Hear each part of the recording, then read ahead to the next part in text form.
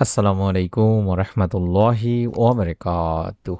1 minute মাদ্রাসা YouTube চ্যানেলে সম্মানিত দিনী ভাই বোনেরা, আমি আশা করি রব্বুল আলমিন আল্লাহ তাআলার অশেষ রহমতে ভালো আছেন এবং সুস্থ আছেন। আলহামদুলিল্লাহ। দেখতে দেখতে আজ পবিত্র হজের মাস জিলহজ মাসের শেষ সোমবারে আমরা পৌঁছে গিয়েছি। এই সোমবার অত্যন্ত ফজিলতপূর্ণ একটি দিন ও রাত। যদি সম্ভব হয় আসরের নামাজ আদায় করে অন্তত এই ছোট্ট দোয়ার আমলটি করবেন, রব্বুল আলমিন ইনশাল্লাহ আপনার মনের নেক আশা পূরণ করে দেবেন। মনের মধ্যে শতভাগ বিশ্বাস নিয়ে আমলটি করলে এর ফল আপনি পাবেন দিনী ভাই বোনেরা। আশা করছি ভিডিওটি মনোযোগ দিয়ে আমলের উদ্দেশ্যে সম্পূর্ণ দেখবেন। আজ সোমবারের দিনে বা রাতে এই আমলটি করলে মনের আশা পূরণ হবে, সকল দোয়া কবুল হবে ইনশাআল্লাহ। সাপ্তাহিক আমল পেশ করা হয় সোমবার ও বৃহস্পতিবারে। হাদিসে এসেছে এই দুদিন রাসূল পাক সাল্লাল্লাহু আলাইহি ওয়াসাল্লাম রোজা রাখতেন।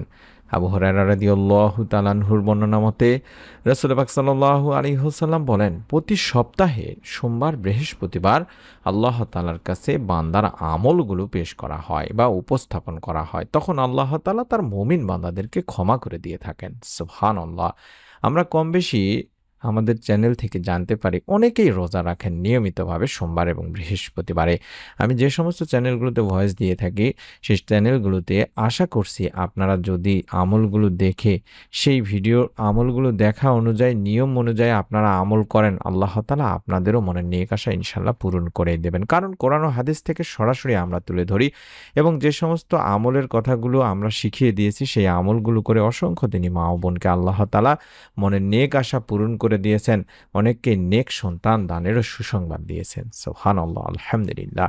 তাই আমরা চেষ্টা করব মনের মধ্যে শতভাগ বিশ্বাস নিয়ে আমল করা। যদি সম্ভব হয় রোজা রেখে আমল করবেন, কারণ রোজা এমন একটি আমল যে আমলের মাধ্যমে একটা হাদিস পাওয়া যায় যে হযরত ইবনে খুজাইমা ও হাকিম আবু ইমাম বর্ণনা করেছেন। তাহলে বুঝতে পারবেন যেখানে আল্লাহ রাসূল সাল্লাল্লাহু আলাইহি সাল্লামকে তারা বললেন যে, হে আল্লাহ রাসূল সাল্লাল্লাহু আলাইহি ওয়াসাল্লাম, আপনি আমাদেরকে কিছু আমল করার উপদেশ দান করুন।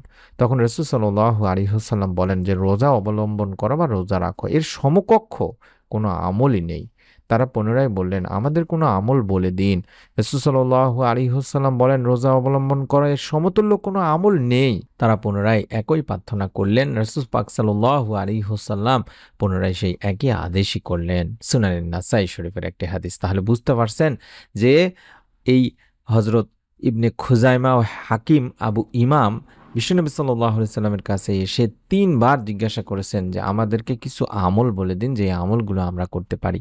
বিশ্বনবী সাল্লাল্লাহু আলাইহি সাল্লাম ৩ বারই রোজা রাখার কথা বলেছেন। এছাড়াও হযরত মুয়াজ ইবনে আনাস রাদিয়াল্লাহু তাআলা আনহু বর্ণনা করেছেন, রাসূল পাক সাল্লাল্লাহু আলাইহি সাল্লাম বলেছেন, যেই ব্যক্তি রমজান মাস ছাড়া অন্য সময় আল্লাহ তাআলার জন্য একটি রোজা রাখবে, দ্রুতগামী ঘোড়া ১০০ বছরে যত দূর রাস্তা অতিক্রম করতে পারে, দোজখ বা জাহান্নাম তার কাছ থেকে তত দূরে অবস্থান করবে। সুবহানাল্লাহ, সুবহানাল্লাহ। আরও ২-১টি হাদিস তুলে ধরি যাতে করে আপনারা সোমবার বৃহস্পতিবার রোজা রাখার চেষ্টা করেন এবং নিয়ত করেন। বলা হয়েছে একটি হাদিসে হযরত আবু সাঈদ খুদরি রাদিয়াল্লাহু তাআলা আনহু বর্ণনা করেছেন, রাসূল পাক সাল্লাল্লাহু আলাইহি সাল্লাম বলেছেন, যে ব্যক্তি আল্লাহ তাআলার জন্য একটি রোজা রাখবে, আল্লাহ তাআলা তার মুখমণ্ডল দোজখের আগুন থেকে ৭০০ বছরের রাস্তা দূরে রাখবেন। সুবহানাল্লাহ। বুখারী মুসলিম শরীফের হাদিস দিনী ভাই বোনেরা। আবু দারদা রাদিয়াল্লাহু তাআলা আনহু ও হযরত আবু উমামা রাদিয়াল্লাহু তাআলা আনহু বর্ণনা করেন, রাসূল পাক সাল্লাল্লাহু আলাইহি ওয়াসাল্লাম বলেছেন, আল্লাহ তাআলার জন্য পালনকৃত একটি রোজার ফলে জাহান্নাম ওই রোজাদার ব্যক্তি থেকে আসমান ও জমিনের দূরত্বে অবস্থান করবে। সুবহানাল্লাহ, সুবহানাল্লাহ। তাছাড়া সোমবার বৃহস্পতিবার রোজা রাখার বিষয়টি হযরত আয়েশা রাদিয়াল্লাহু তাআলা আনহা বলেছেন যে, রাসূল পাক সাল্লাল্লাহু আলাইহি ওয়াসাল্লাম সোমবার ও বৃহস্পতিবারে রোজা রাখতেন। তিরমিজি, নাসাই শরীফের একটি হাদিস। তাই আমি অনুরোধ করব আমার দিনী ভাই বোনদেরকে, আপনারা যখনই মনের নেক আশা পূরণের জন্য আমল করবেন, সম্ভব হলে বৃহস্পতিবার এবং সোমবার এই ২টি দিনকে বেছে নেবেন এবং আমল করার জন্য রোজা রাখার চেষ্টা করবেন এবং রোজা রেখে নিয়ম মেনে আপনারা আমল করবেন। বিশেষ করে আসরের নামাজের পর থেকে শুরু করে মাগরিব পর্যন্ত এই সময়টিতে বেশি বেশি আমল করার চেষ্টা করবেন, কারণ এই সময়ে আল্লাহ তাআলা বান্দার মনের নেক আশা পূরণ করে থাকেন। আমরা আসরের নামাজ আদায় করার পরে অন্তত কম করে হলেও ১১ বার আগে দরুদ পাঠ করে নিব। যে দরুদ আমরা দরুদে ইব্রাহিম যেটাকে বলে থাকি, নামাজের বৈঠকে পড়ে থাকি, সেটাও পড়তে পারেন। অথবা আপনি চাইলে শুধুমাত্র আল্লাহুম্মা সাল্লি ওয়া সাল্লিম আলা নবিয়িনা মুহাম্মাদ, আল্লাহুম্মা সাল্লি ওয়া সাল্লিম আলা নবিয়িনা মুহাম্মাদ, আল্লাহুম্মা সাল্লি ওয়া সাল্লিম আলা নাবিয়িনা মুহাম্মাদ, এই দরুদটি বেশি বেশি করে পড়বেন। কারণ আমরা জানি যে দরুদবিহীন দোয়া আল্লাহ তাআলার কাছে পৌঁছায় না দিনী ভাই বোনেরা। হযরত আনাস রাদিয়াল্লাহু তাআলা আনহু বর্ণনা করেছেন, আল্লাহ রাসূল সাল্লাল্লাহু আলাইহি ওয়াসাল্লাম বলেছেন, যতক্ষণ রাসূলুল্লাহ সাল্লাল্লাহু আলাইহি সাল্লামের উপর দরুদ পড়া হবে না ততক্ষণ তা বাধাগ্রস্ত অবস্থায় থাকবে, অর্থাৎ এই দোয়া আল্লাহ তাআলার কাছে পৌঁছবে না এবং এই দোয়া কবুলও করা হবে না। তাছাড়া আমি আপনাদেরকে অনুরোধ করব, দরুদ পাঠের কতটা ফজিলত তা জানার জন্য কয়েকটি হাদিস তুলে ধরছি। হযরত রাসূল পাক সাল্লাল্লাহু আলাইহি সাল্লাম বলেছেন, কিয়ামতের দিন আমার সঙ্গী হওয়ার সবচেয়ে অধিক উপযুক্ত ওই ব্যক্তি হবে যে আমার প্রতি সবচেয়ে বেশি দরুদ পাঠ করে।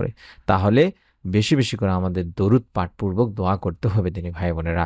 ওই সাহাবী হতে আরও বর্ণিত আছে, হুজুর পাক সাল্লাল্লাহু আলাইহি ওয়াসাল্লাম বলেন, আল্লাহ পাকের মনোনীত কিছু সংখ্যক ফেরেশতারা রয়েছে যারা জমিনের বুকে সফর করছেন, তাদের কাজই হলো উম্মতের দরুদ আমার নিকট পৌঁছে দেওয়া। অর্থাৎ আপনি যখনই দরুদ পড়তেছেন সেই দরুদটি বিশ্বনবীর কাছে পৌঁছায় দিচ্ছে, তার জন্য আলাদাভাবে কিছু সংখ্যক ফেরেশতাই রয়েছে। সুবহানাল্লাহ, সুবহানাল্লাহ।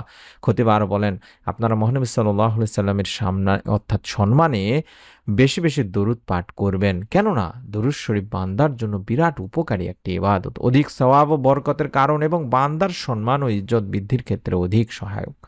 হযরত আবু হুরায়রা রাদিয়াল্লাহু তাআলা আনহু বর্ণনা করেছেন, রাসূল সাল্লাল্লাহু আলাইহি ওয়াসাল্লাম বলেন, যে ব্যক্তি আমার প্রতি একবার দরুদ পাঠ করে আল্লাহ পাক তার প্রতি 10টি রহমত নাজিল করেন এবং তার 10টি গুনাহকে মিটিয়ে দেন এবং তার জন্য 10টি মর্তবা বুলন্দ করা হয়, অর্থাৎ 10টি মর্যাদা বৃদ্ধি করে দেওয়া হয়। সুবহানাল্লাহ, সুবহানাল্লাহ। আর যে হাদিসটি প্রথমে তুলে ধরেছিলাম যে হযরত ওমর বিন খাত্তাব রাদিয়াল্লাহু তাআলা আনহু বলেছেন যে নিশ্চয়ই বান্দার দোয়া মুনাজাত আসমান ও জমিনের মাঝখানে ঝোলানো অবস্থায় থাকে, তার কোনো কিছুই আল্লাহ পাকের কাছে পৌঁছে না যতক্ষণ না বান্দা তোমার নবীর প্রতি দরুদ পাঠ করবে। তিরমিজি শরীফের একটি হাদিস। তাহলে আমরা বুঝতে পারছি যে দরুদ না পড়লে আমাদের কোনো উপায় নেই দোয়া কবুল হওয়াতে, বিশ্বনবী সাল্লাল্লাহু আলাইহি সাল্লামের শাফাআত লাভে এবং কঠিন কিয়ামতের দিন মুসিবতের সময় পুলসিরাতের যে অন্ধকারের আলোর কাজ করবে এই দরুদ শরীফ। হযরত আবু হুরায়রা রাদিয়াল্লাহু তাআলা আনহু থেকে বর্ণনা করা হাদিসটিতে হযরত রাসূল পাক সাল্লাল্লাহু আলাইহি ওয়াসাল্লাম বলেন, দরুদ শরীফের আমল কাল কিয়ামতের পুলসিরাতের অন্ধকারে আলোর কাজ করবে। সুবহানাল্লাহ, সুবহানাল্লাহ। কতটা ফজিলতপূর্ণ একটি আমল দিনী ভাই বোনেরা। তাই প্রতিদিন অন্তত কম করে হলেও সকাল সন্ধ্যায় 10 বার 11 বার করে দরুদ পড়ে নেবেন। চাইলে যে ছোট্ট দরুদটি শিখিয়ে দিলাম, আবারও বলছি, আল্লাহুম্মা সাল্লি ওয়া সাল্লিম আলা নাবিয়িনা মুহাম্মাদ, আল্লাহুম্মা সাল্লি ওয়া সাল্লিম আলা নাবিয়িনা মুহাম্মাদ, এই দরুদটি অন্তত 11 বার আগে পড়ে নেবেন। তারপরে মনের নেক আশা পূরণের জন্য ইসমে আজমের যে ছোট্ট দোয়াটি দেখায় দিচ্ছি, এই দোয়াটি অন্তত একবার হলেও পাঠ করবেন। এই যে এই দোয়ার মাধ্যমে আল্লাহ তাআলা বান্দার মনের নেক আশা পূরণ করে থাকেন। হাদিসেও এসেছে, একবার হযরত আনাস রাদিয়াল্লাহু তাআলা আনহু আল্লাহর রাসূল সাল্লাল্লাহু আলাইহি সাল্লামের সঙ্গে বসা ছিলেন। এমন সময় এক ব্যক্তি সেখানে এসে নামাজ আদায় করলেন এবং নিচের এই দোয়াটি পাঠ করলেন, আল্লাহুম্মা ইন্নী আসআলুকা বিআন্না লাকাল হামদু লা ইলাহা ইল্লা আনতাল মান্নান বাদিউস সামাওয়াতি ওয়াল আরদ ইয়া জাল জালালি ওয়াল ইকরাম ইয়া হাইয়্যু ইয়া কাইয়্যুম। আল্লাহুম্মা ইন্নী আসআলুকা বিআন্না লাকাল হামদু লা ইলাহা ইল্লা আনতাল মান্নান বাদিউস সামাওয়াতি ওয়াল আরদ ইয়া জাল জালালি ওয়াল ইকরাম ইয়া হাইয়্যু ইয়া কাইয়্যুম। আশা করছি দেখে দেখে হলেও এই দোয়াটি একবার হলেও পাঠ করবেন। হে আল্লাহ, আমি তোমার কাছে প্রার্থনা করি, তুমি তো সব প্রশংসার মালিক, তুমি ছাড়া কোনো উপাস্য নেই, তুমি দয়াশীল, তুমি আকাশসমূহ ও পৃথিবীর একমাত্র সৃষ্টিকর্তা। হে মহান সম্রাট ও সর্বোচ্চ মর্যাদার অধিকারী, হে চিরঞ্জীব, হে সর্বময় ক্ষমতার অধিকারী। তখন নবীজি সাল্লাল্লাহু আলাইহি সাল্লাম বললেন যে এই ব্যক্তি ইসমে আজম পড়ে দোয়া করেছে। ইসমে আজম মহান আল্লাহর এমন নাম যে নামে ডাকলে মহান আল্লাহ সাড়া দেন, যে নামে তার কাছে চাওয়া হলে তিনি চাওয়া পূরণ করেন। সুবহানাল্লাহ, সুবহানাল্লাহ। আবু দাউদ শরীফের একটি হাদিস। তাই আমরা এই দোয়াটি পাঠ করব বেশি বেশি করে, প্রতিদিন পাঠ করার চেষ্টা করব, মনের নেক আশা পূরণের জন্য আল্লাহ তাআলার কাছে দরুদ শরীফ বেশি বেশি পড়ব এবং বিশেষ করে আজ জিলহজ মাসের শেষ সোমবার আসরের নামাজ আদায় করার পরে অবশ্যই আমলটি করব। যদি সম্ভব হয় বৃহস্পতিবার সোমবার রোজা রেখে আমলটি করার চেষ্টা করব। আমরা মন থেকে দোয়া করি আল্লাহ তাআলা যেন আপনাদের সকলকে এই আমলটি করার মাধ্যমে আপনাদের মনের নেক ও ভালো ইচ্ছেগুলো পূরণ করে দেন। আপনারাও নিয়ত করুন, নিয়ত করে আমল করুন এবং এরকম নতুন আমলের ভিডিওগুলো পাওয়ার জন্য অবশ্যই আমাদের চ্যানেলটির সঙ্গে থাকুন, সাবস্ক্রাইব করে বেল বাটনটি অন করে রাখুন। সকলে ভালো থাকুন, সুস্থ থাকুন। নতুন ভিডিও দেখার আমন্ত্রণ জানাচ্ছি। আসসালামু আলাইকুম ওয়া রাহমাতুল্লাহি ওয়া বারাকাতুহু।